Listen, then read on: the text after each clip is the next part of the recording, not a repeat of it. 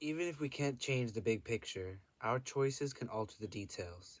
That's how we rebel against destiny, how we make our mark.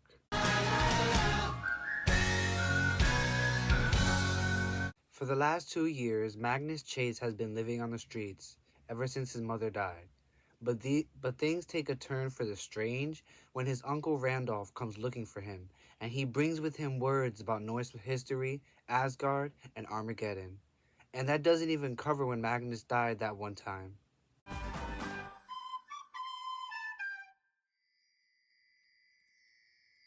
Let's start from the beginning when Blitz, a fellow homeless person, wakes Magnus Chase to alert him to the fact that a man and a teenage girl are handing out flyers with his face on them on Beacon Street. Magnus packs up his small amount of stuff, and Blitz tells him to check with Hearth in Copley Square, but Magnus sticks around to see who it could be that's looking for him. It's his Uncle Frederick and cousin Annabeth. They hadn't known he was missing for the last 2 years until Randolph told them. To understand the situation better, Magnus decides the best course of action is to break into his uncle's house. Are you kidding me? Are you out of your mind? In Back Bay on Commonwealth Avenue, Magnus helps himself inside of his uncle's house, breaking and entering. He spots some runes and pulls out a Fehu one. And then out the window, he spots Hearth, another friend of his, standing at the base of a Leif Erikson statue watching him. He's signing for Magnus to get the hell out of there, and then Randolph shows up. He tells Magnus that he's turning 16, which means they will be coming to kill him soon. What do you mean? What do you mean? What do you mean? Randolph tells Magnus how much danger he is in, and how they've been looking for him since he escaped 2 years ago and his mother died. He mentions something about Magnus claiming his birthright that his father left him, and how Randolph has already lost his wife and daughters. It's enough to convince Magnus to go with Randolph for now. You sure about that? You sure about that? As he's driving, Randolph explains how the Norse Vikings set up a colony in Boston, Vinland, how Magnus's father lost something 2,000 years ago in Boston that was intended for Magnus to find. He also tells Magnus that the Norse gods are real and his father is one. What do you mean? They reach Longfellow Bridge, where Randolph has Magnus call to the weapon and bring it out of the Charles River. A sword comes out, heavily corroded, but an explosion rocks the bridge. Magnus runs towards it, not even thinking, and finds a man in a black suit in the center of the destruction, and he knows Magnus's name. Then Blitz and Hearth show up, wielding toys to try and defend Magnus from Surt, but it's no use. Surt just smacks them away. Magnus tells Blitz to take his uncle away and charges into battle himself. He spots a girl on a flying horse above the bridge, but focuses on the fight at hand. The sword, now looking much newer and sharper, had lost its rot somehow. Magnus and Surt engage in a sword fight, with Magnus chopping off Surt's nose. Then, in a last-ditch effort, he tackles Surt off the bridge and into the river, sacrificing himself to save everyone. A brave man going in the line of duty like that. Why? In death, Magnus has a dream of his mother where they were hiking in Blue Hills.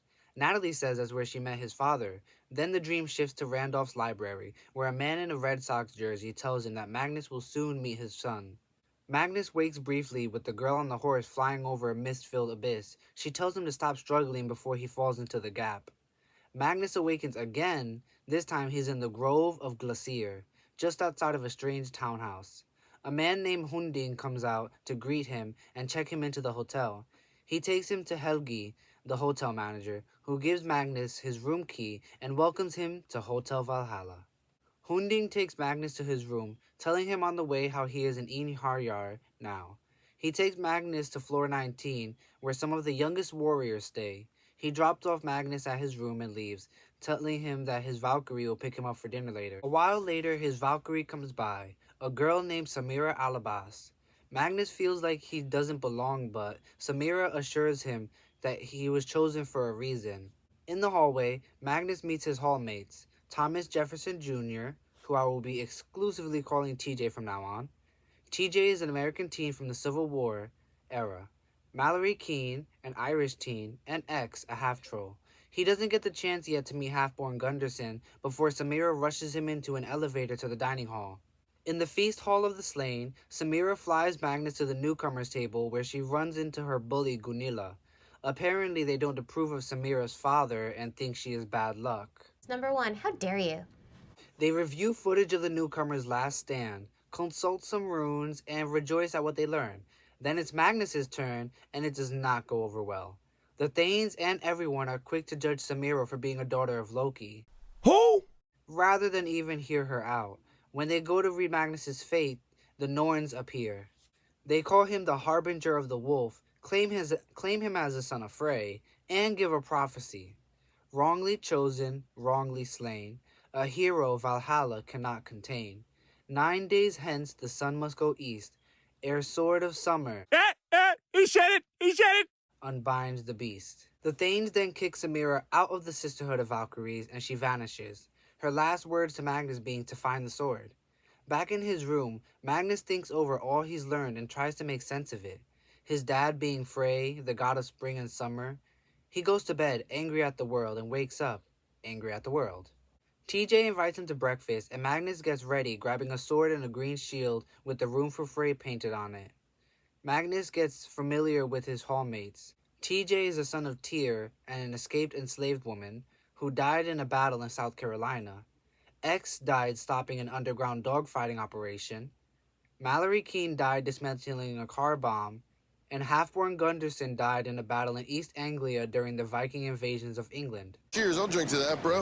TJ and the others advise Magnus to stay busy, to avoid losing it or fading away from existence.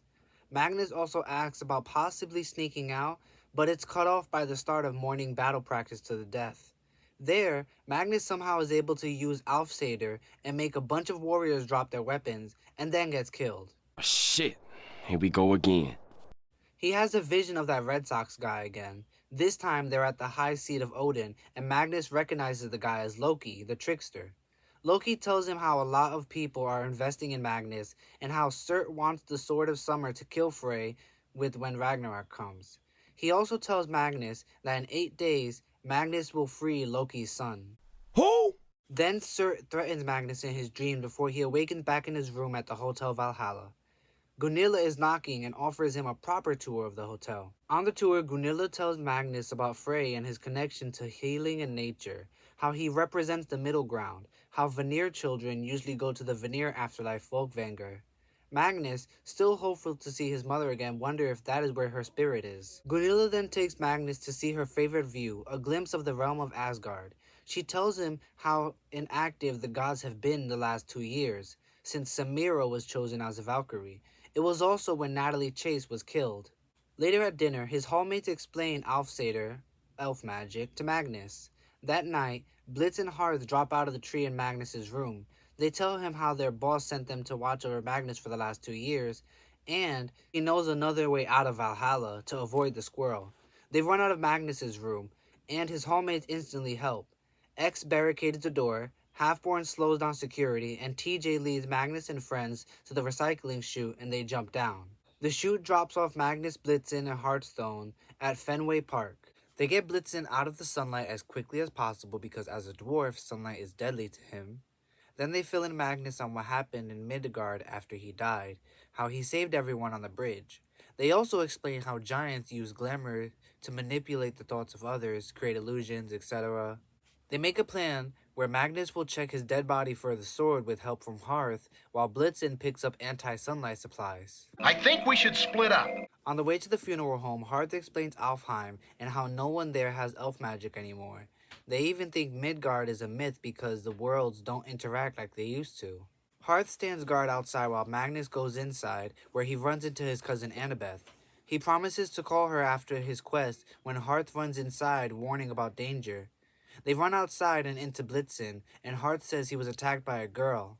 Naturally, it was Samira, who they tail to Longfellow Bridge, where she gets the jump on them. They tussle for a bit, but Magnus talks her down, reminding her they're all looking for the same thing. They walk along the Charles River Esplanade, where Blitzen pulls the decapitated head and introduces him as Mimir, the god of wisdom. He advises Magnus that their enemy is Fenris Wolf, and they must find the sword and get to the enchanted island that the wolf is on, all before the next full moon. Blitzen and Hearthstone are to accompany Magnus because they work for Mimir. On the way to get some lunch, Magnus learns that Blitz and Hearth drink Mimir's well water to gain knowledge, and that's why they work for him. Magnus takes them to the food court at the transportation building, where they get some falafel. But Samira sees Amir, the owner's son, and says she's tutoring Magnus. They go to sit and wait for their food when a pigeon offers them a deal. First, pick up their food in exchange for where to find the sword. Magnus agrees, and the bird comes back as an eagle and eats nearly all their food in a single go. Magnus gets so mad he attacks the eagle, who flies off, dragging him along for the ride. Magnus agrees to make a deal with the eagle, an apple for the sword's location. The eagle lands on Hancock Tower, and he tells Magnus that the sword was picked up by the sea goddess Ran, and they'll need to get her attention somehow. He tells him to catch a ride with his friend Harold, and to tell Harold that Big Boy sent him. He also wants one of Idun's golden apples. Magnus meets up with his friends in Copley Square and fills them in, and together they head out to find Harold at the docks. They offer him red gold in exchange for taking them. He can only take 2 of them, so Magnus and Samira are the ones that go with him. On the boat, heading into Massachusetts Bay, Samira tells Magnus that she is arranged to marry Amir, who she's had a crush on for a while. She also explains how her mother met Loki and how she's always wanted to fly. Out at sea in Jotunheim waters, they use the bait to catch Jormungandr, the world's serpent. It has the intended effect of getting Ran's attention. Ran points out that Magnus is a descendant of Njord, which is why they've had an easy time on the boat. They strike a deal with the goddess. Magnus will release Jormungand and return him to his slumber in exchange for bartering with Ran. She agrees, and Magnus releases the world's serpent. They barter for a bit, finally agreeing to trade the Hotel Valhalla sword for the Sword of Summer and a golden apple. They head back to shore, where Samira agrees to meeting the next day at the public garden. In Copley Square, Magnus gives Big Boy the apple. Then, Big Boy reveals himself to be the king of the mountain giants, Utgard Loki, Who? and releases his illusion and disappears. Hearth and Blitzen appear. They compare notes. They'll go to the land of dwarves tomorrow to find out more about the rope that binds Fenris. Blitzen mentions that Hearth isn't accepted by the elves because he's learning magic as well as being born deaf. The next day in the public garden, as Magnus is trying to use the make way for duckling statues to traverse the world tree, Gunilla appears and she has reinforcements. Hearth uses a rune to slow them down as Magnus opens a portal to the branches of the world tree and everyone jumps through. Amongst the branches of the world tree, they eventually find a portal, but Ratatas shows up again. Hearth gets stuck, so Samira stays behind to hide them under her invisibility hijab, while Magnus and Blitz go on ahead. They wind up in Folkvanger, where they speak with Freya in her hall, Sesrumnir. She tells them how her brother, Frey, gave up the sword for love. We also learn that she is Blitzen's mom's. She also tells them that they may need to replace Glepnir, the rope that binds Fenris. She strikes a deal with them, again with the bargains. She wants a pair of new earrings to match her necklace in exchange for them going to Nidavellir. They'll need to visit a dwarf named Eitri Jr. for the new rope and earrings. She gives them some red gold and sends them on their way. They wind up in Nidavellir in South Boston and visit Nabby's tavern. Blitzen bribes Nabby with some of the red gold to find Jr. When Eitri Jr. arrives, they agree to a crafting duel. It's time to do. They'll meet in Kenning Square. They run into Hearth and Samira and all go to Blitzen's apartment until the contest. He explains that the contest, how if he loses, he'll be killed. He also tells them how his dad died checking on Fenris Wolf on the island of Lyngvi. At the contest, it's a slow process. Then Magnus gives Blitzen the idea to make the fashion that doubles as armor. The contest continues, with sabotages aimed at Blitzen and Junior getting pestered by an insect.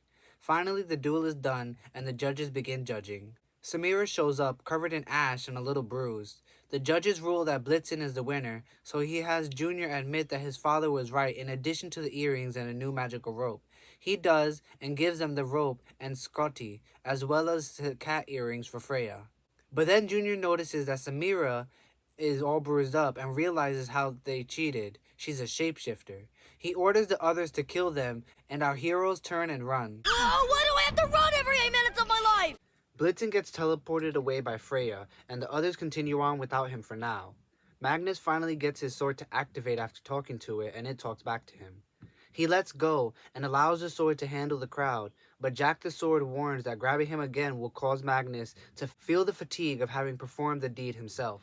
They run to a cliff edge and jump overboard, Magnus finally grabbing Jack so he won't get lost. Magnus has a dream of Loki aboard Naglfar, the ship of nails. Loki warns him not to trust the other gods, and Magnus awakens on the shores of a river in Jotunheim, getting mouth to mouth from a goat. He sees Samira and Hearth and heals them. The goat, who talks, is named Tangenjoster, or Teeth Grinder, or Otis, one of Thor's goats. Magnus pulls out Jack to see if he can help, and the sword begins guiding them to Thor. Along the way, Hearth has Samira tell Magnus about his home life, how he had a brother, Andiron, who died, and his parents felt that the wrong child lived. That's fucked up. Samira also explains how much sacrifice and suffering is required to learn rune magic. Hearth gives Magnus a Perthor rune. It signifies an empty cup. It represents something with potential. Otis then remembers Thor needs help and hurries along to the river where they find him drowning next to his campsite and his other goat, Marvin. The river is being directed by a giantess, so Magnus throws Jack to take her out. It works, and the five of them kill the talking goats to eat them. Over dinner, they catch Thor up on what they've been through as well as the prophecy. He makes a deal with them.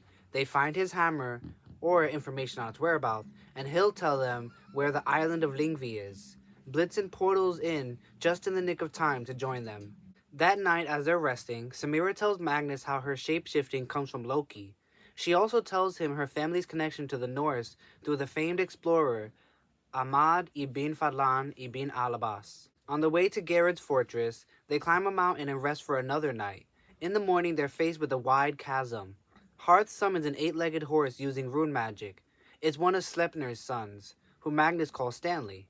Stanley drops them off in the window of the giant's castle. They split up. Hearth and Blitz stay back, while Samira and Magnus head inside to rescue Gunilla, who is trapped inside. The plan is to claim guest rights and barter with the giants. When things go south and negotiations break down, the giantesses violate host rights. You raggedy bitch. Jack is then free to kill them, only for their father to come home a moment after. Blitzen and Hearth parachute down with Gunilla.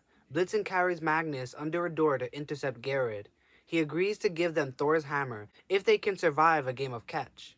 He begins throwing burning hot coals at them as they run around trying to dodge them.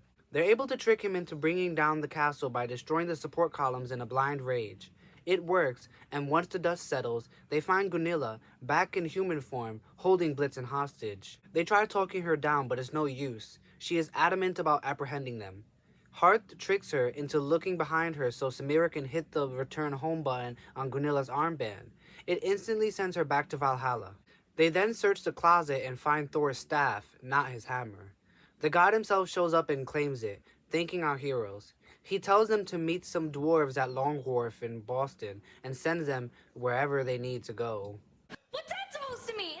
Magnus finds himself on Bunker Hill in the middle of a snowstorm. He's in Helheim, and the goddess of the dead, Hel, appears and tries to convince Magnus to give the sword to his uncle. She even tries throwing in a meeting with his mother's soul to sweeten the deal, but he still says no. He's then teleported to the top of Malcolm X Middle School where Samira already is. She tells him how she fought an ice giant there when she attended, and that's how she became a Valkyrie. They meet Blitzen and Hearth outside the New England Aquarium and catch each other up. Blitzen says he was teleported to Nidavellir, get some supplies, and learned that he has requests for his product, enough to start a line of his own. Hearthstone was sent to Mimir as well, where he was made a full master of sorcery and given a white oak staff. Magnus gives him the Perthro rune back and tells Hearth their family. He then places it on his new staff. At Long Wharf, they find the dwarves Fajalar and Gajalar, notorious thieves and murderers. They buy 4 tickets and board their ship. It isn't long before they arrive at the island of Lyngvi, or the island of Heather, because of the flowers on it. They tell the dwarves to get lost and go to find the wolf in the center of the island.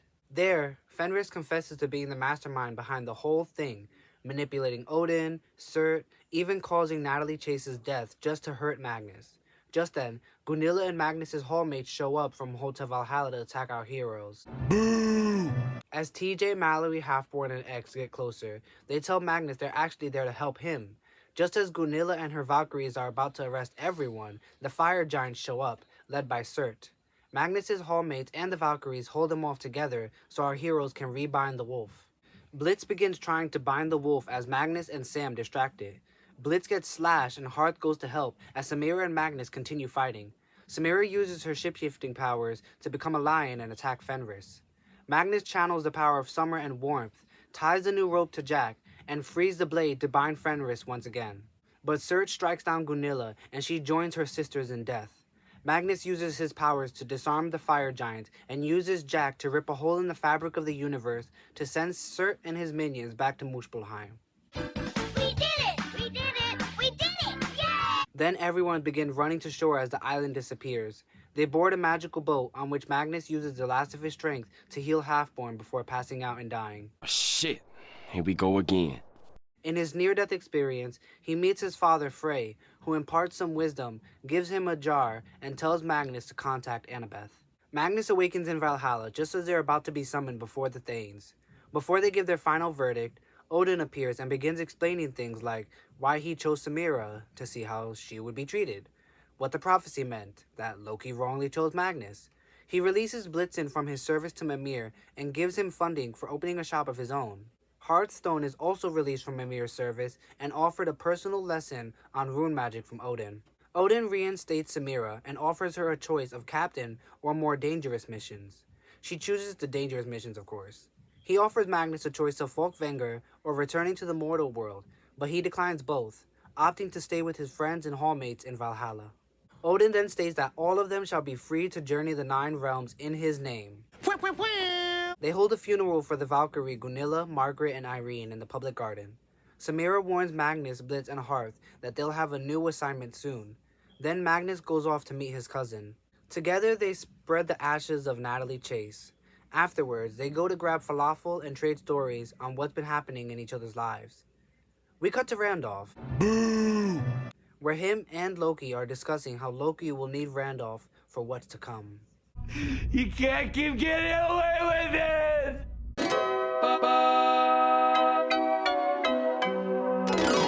Firstly, naming your character who is the son of an escaped enslaved person after one of the most brutal slave owners is certainly a choice and a bad one at that, especially when that man is known for forcing himself upon enslaved peoples. Now, with that out of the way, the book was good. I enjoyed it. I had fun. It's Rick Riordan, so it's going to be a great book, of course. Magnus is such a breath of fresh air compared to how goody two-shoes some of Rick's other characters can be sometimes. Then again, homelessness is at its crossroads of bigotry, classism, racism, homophobia, transphobia, and more. Magnus had no choice but to familiarize himself with these systemic issues if he wanted to survive. I am conflicted about the painting of social services as blatantly evil that's been done to death since forever and doesn't help actually change things that do suck about social services. The characters are written so well, not surprised there, each of them having to face the fantastical and very real evils that impact them. Magnus is based as fuck, Samira can do no wrong, Blitzen and Hearthstone are adorable together. I have not much else to say that hasn't already been said by many others, of course. I can't wait to follow their future exploits with you all when we read The Hammer of Thor next. I'll catch you all in the next one. Don't forget to leave a like, comment your thoughts below, and subscribe to my channel if you haven't already. Bye! Bye!